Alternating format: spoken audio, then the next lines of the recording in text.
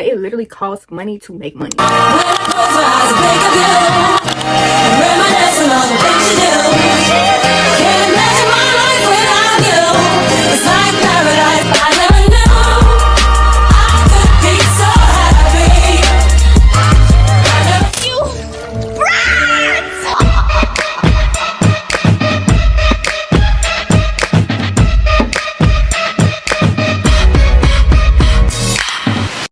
Hey y'all, welcome back. If you are new here, today is going to be episode 3 of Contractor Diaries. So today we are headed to Memphis.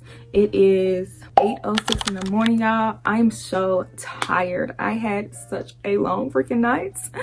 My boyfriend dog spent the night, y'all, while he was at work, and baby, that dog kept me up all night. Every time I thought I was about to go to sleep, he said no. I'm gonna input footage so y'all can see. He wanted to play all freaking nights. Pissed me off. I'm trying to be nice, let him come over. Pissed me off all the way, completely. Just kept having to wake up, play with him. All like, boy, it's bedtime. Bed, go to sleep. But he just would not go to sleep, y'all. Oh my God. But that's besides the point.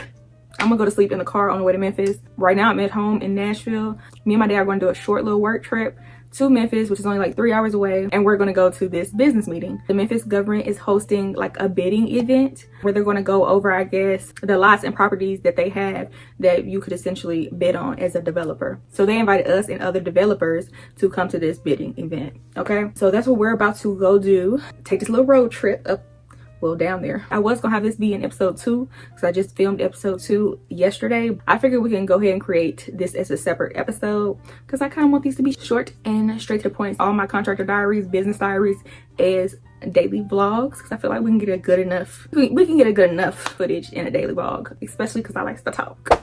So I feel like we can get it good enough. I'm waiting on my dad to get back. He had to drop my niece off at school. Once he get back, it's basically time to go, y'all, because like I said, it takes 3 hours to get there. The meeting is at 12 o'clock.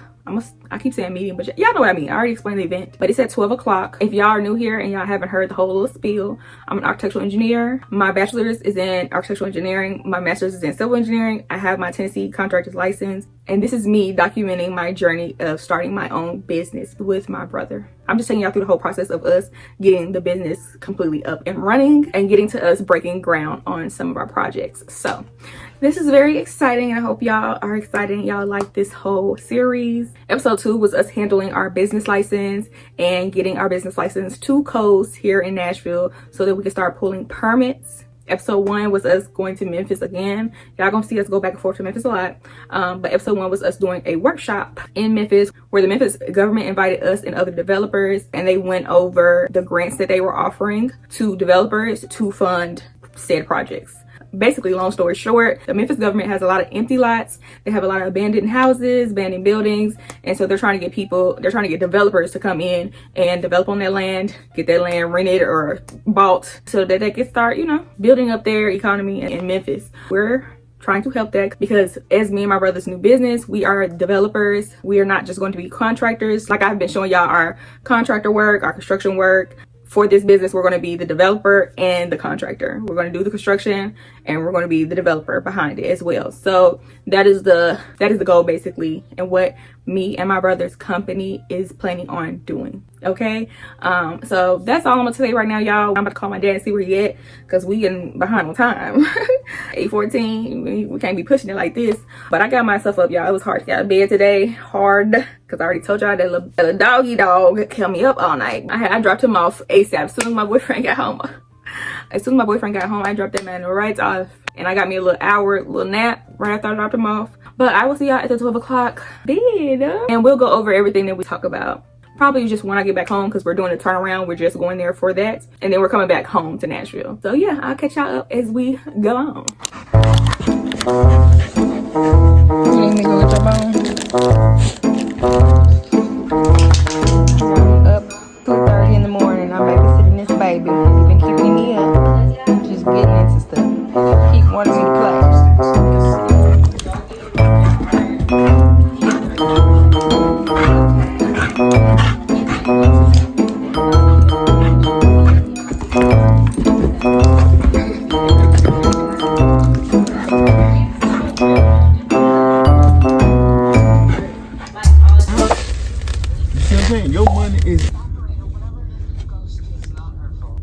Yeah, that American Deli needed that. So, y'all, my dad all confused and stuff. Ooh, my hair, I gotta fix my hair.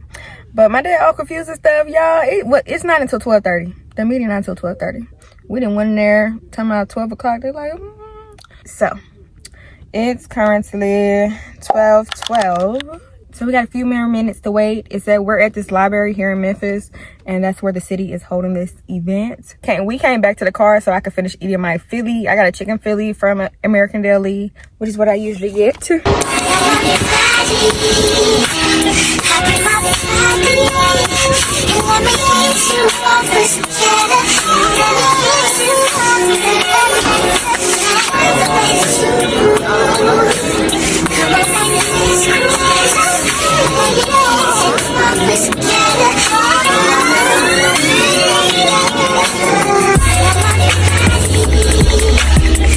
It's also providing funds for this project. But just to give you an overview, the goal focuses on making sure that there's affordability through generations when it comes to the houses that exist within the Orange County community.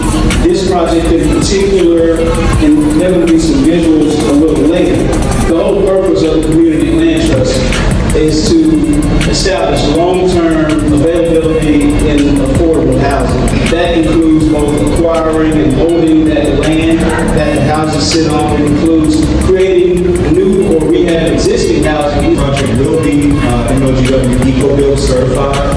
If you're unfamiliar with that program, the manual for the EcoBuild program is available for free via download MLGW's website, as well as hard copies that MLGW can provide if you'd like to know more information about what that is. Mechanical, plumbing, and electrical drawings associated with this project.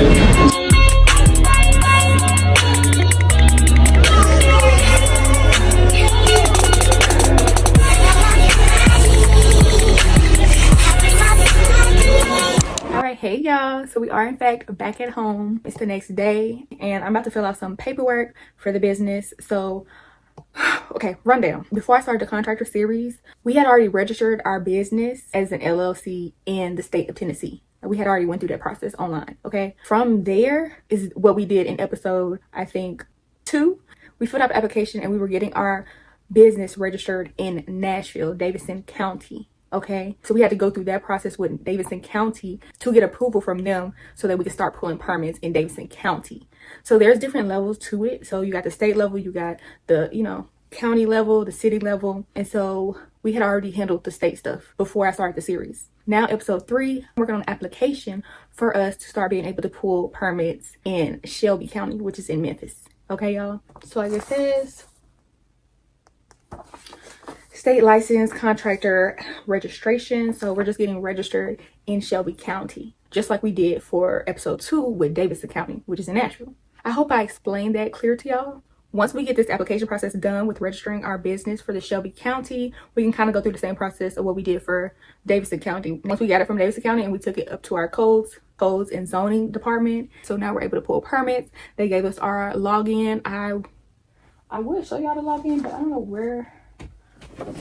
When we're at the codes department, they went ahead and gave us our login for how we will pull permits through them for Davidson County. So we got our username and password and what the website is to go on there to start, pulling permits. epermits.nashville.gov.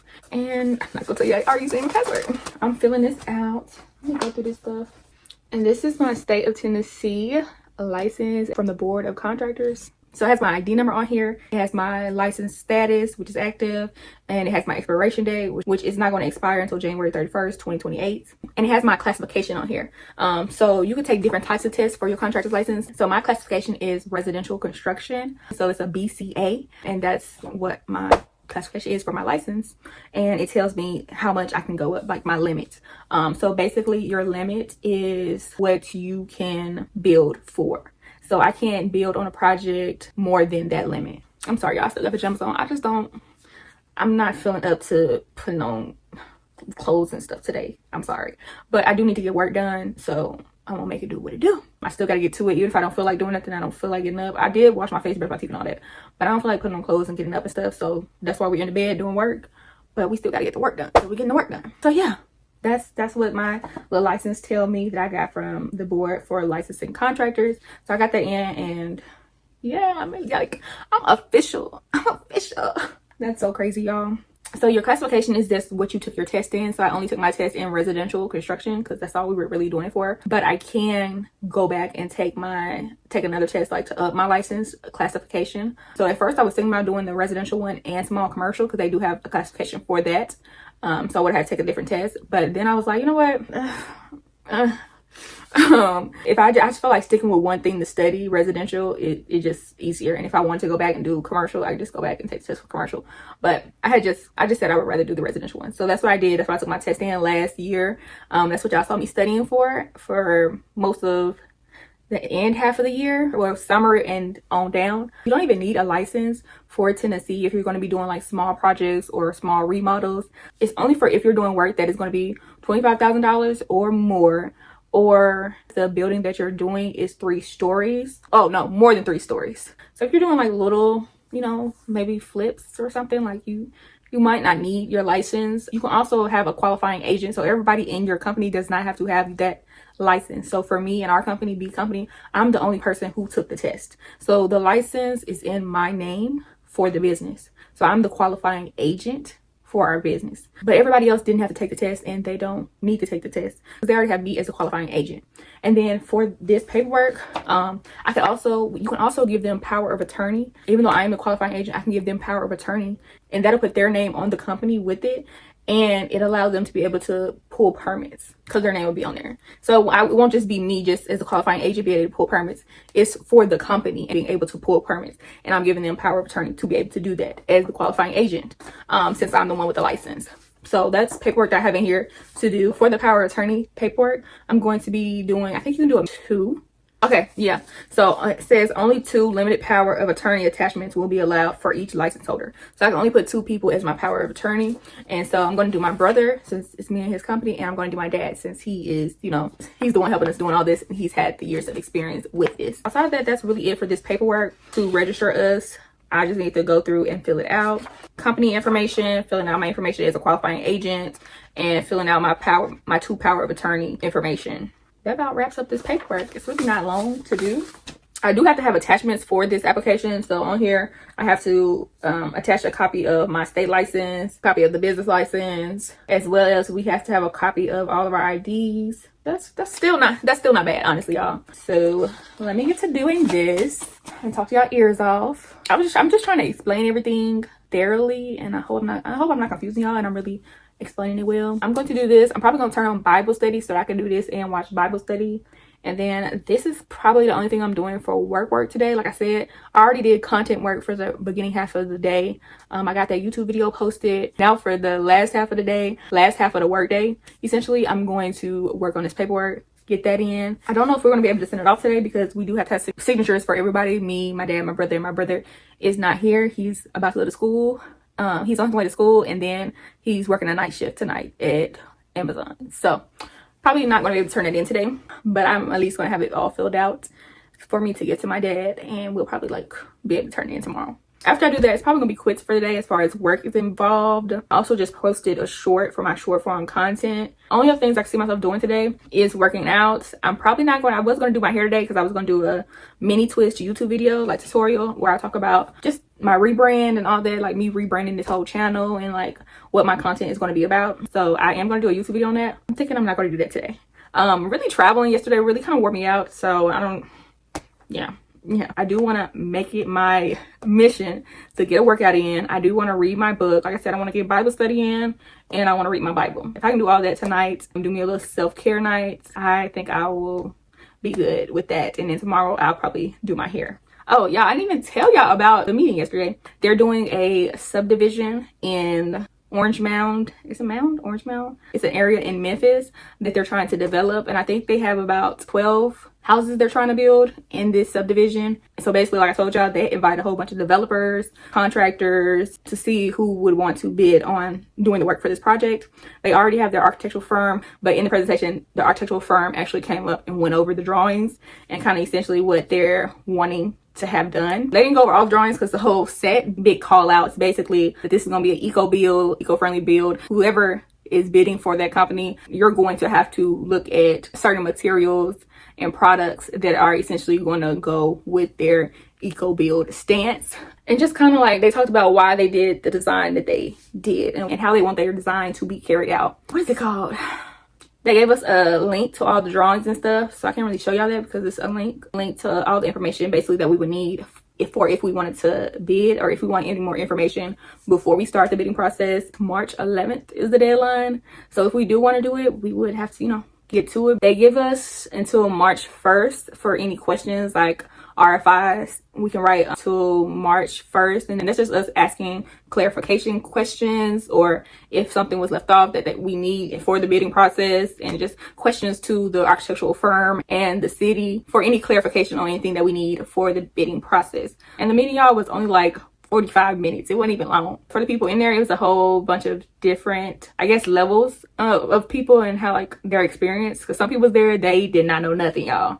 I guess they was just there being nosy. They didn't know nothing about what's going on. They weren't contractors, they weren't developers. I don't even know why they was there. They was asking questions and everybody was like, that don't have nothing to do with nothing. But it's always gonna be some people like that. They just want to know what's going on in their city, in their area. They just nosy. So they done found their way into the meeting. Different business levels as well. So there's some people that look like they're just now starting their business. There are some people who look like they're representatives from bigger corporations. So, it's a little bit of everybody up in there. Yeah, let me get to work because I'm chatting y'all up. So already 2:23.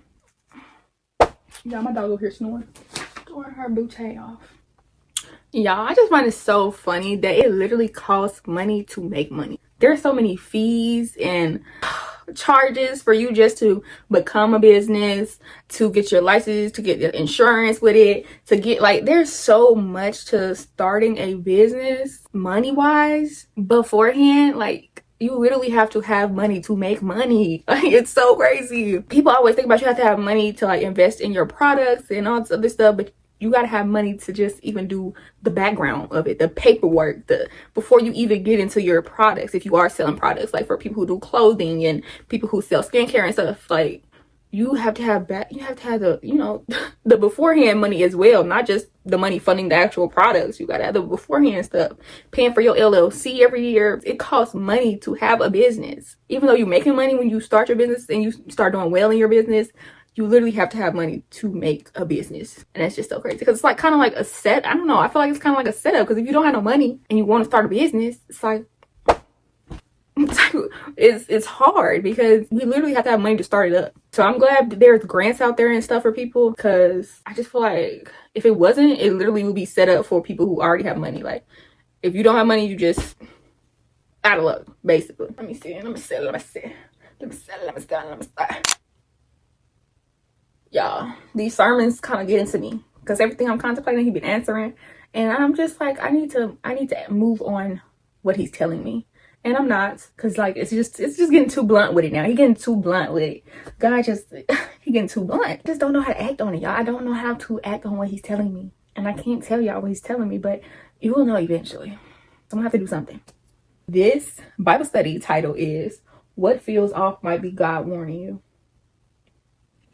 What you warning me about? What you warning me about? What you warning me about, God?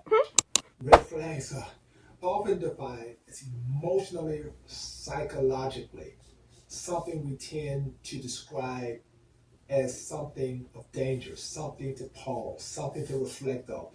Sometimes red flags are personality quirks, communication styles, or behaviors that make us uncomfortable. So in the natural sense, red flags are something that kind of irritates, annoys, or kind of feels off. Because of this, many red flags are dismissed as personal preferences. Now, while emotional awareness is important, Scripture teaches that discernment goes deeper than comfort or chemistry. The Bible reframes red flags not as mere emotional reactions, but as indications of spiritual alignment or misalignment. What feels like a preference issue on the surface may actually be a theological issue underneath. And this passage is often quoted but rarely taught in context. Paul is not addressing romance exclusively. The deeper question is not who am I dating, but who am I yoked to?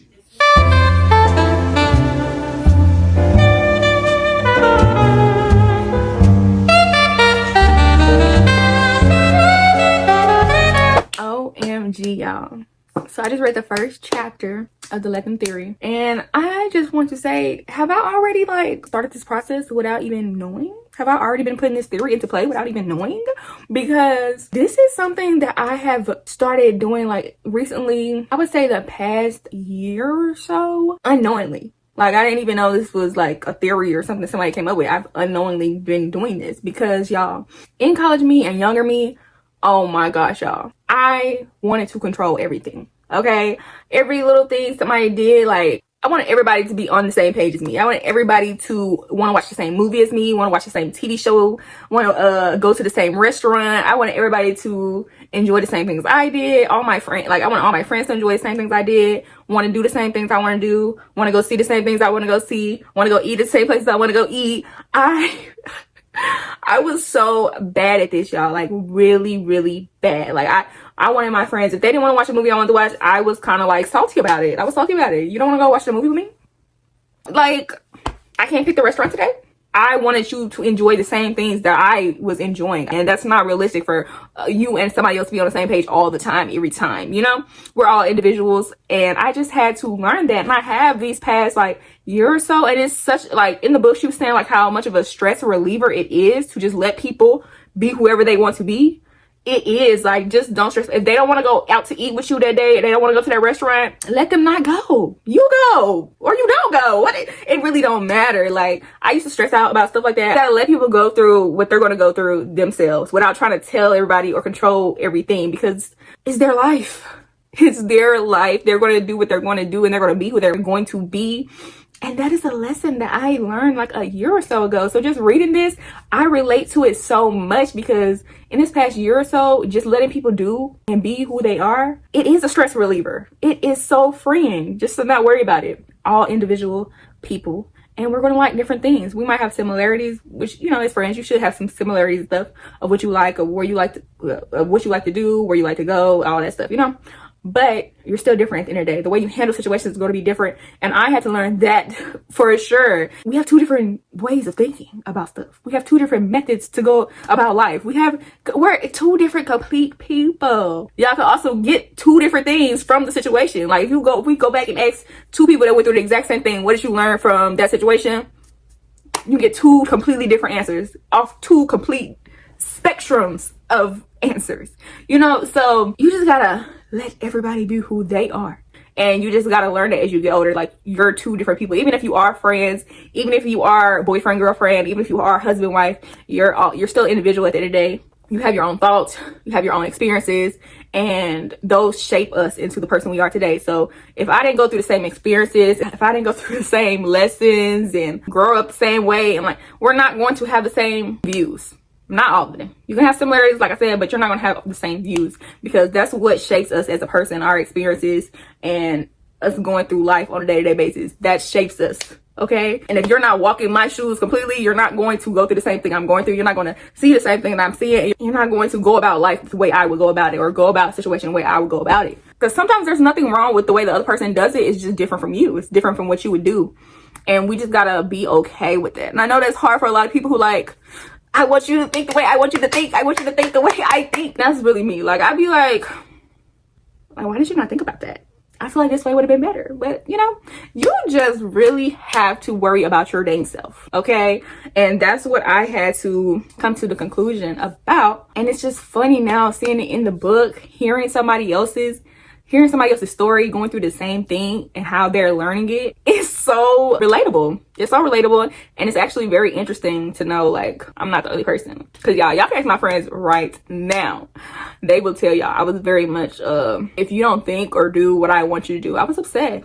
I was upset about it. I ain't too much like that.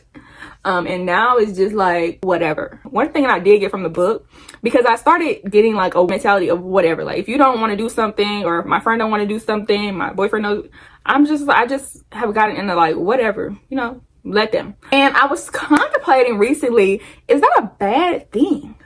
And reading the book, it's kind of letting me know that it's not a bad thing. It's a growth thing, a growth mindset, because it's shifting the focus off of other people and onto me. Like, I'm just worried about me. And that's not a bad thing, because at first I'm just like, I feel like maybe using the term whatever is why I was saying maybe it's a bad thing, because I don't want to feel like, oh, it's just whatever. Everything's just what? Oh, it's just whatever. It's just whatever. If they do it, whatever.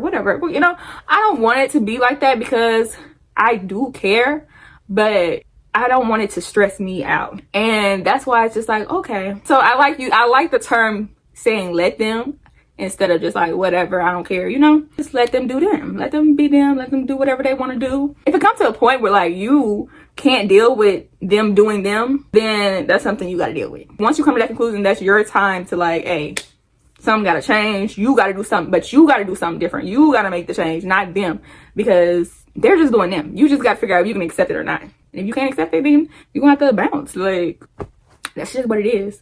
But y'all, I feel like I'm gonna enjoy this book. Just read chapter 1. I'm trying to read 20 pages a day, and that should get me finished with this book in a month.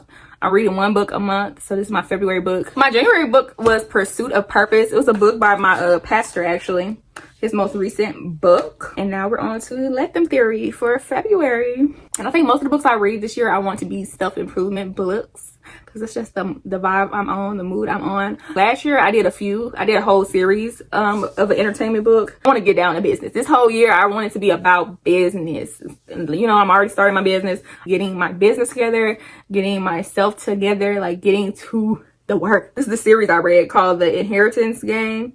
The Inheritance Game series is the entertainment books that I read last year. So y'all, I was eating that series up. I loved it. That whole little series is so good. So if you haven't seen that, so if you haven't read that, read that if you're looking for an entertainment book. But this year, myself, I'm focused on self-improvement books, because I'm trying to whip myself into shape, get to the business, like I said. I didn't get to finish all the paperwork because I need my dad and my brother for some of the stuff that I need to fill out for the rest of it. So I'm going to finish that, but I didn't talk to y'all about it enough. Y'all know the gist of what I'm doing. And I am about to, since I read my book already, I'm about to get up and go ahead and work out, shower and stuff. Dad gets back later. We'll go ahead and finish filling this out. And like I said, we can't even turn it in today, so we need my brother's signature, and he's gone. So that'll be something I will be doing tomorrow anyway.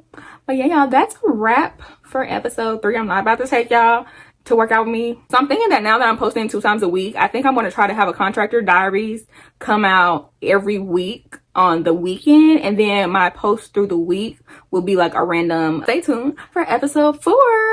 And yeah, I am about to get up and go work out. About some pineapple chipotle barbecue sauce.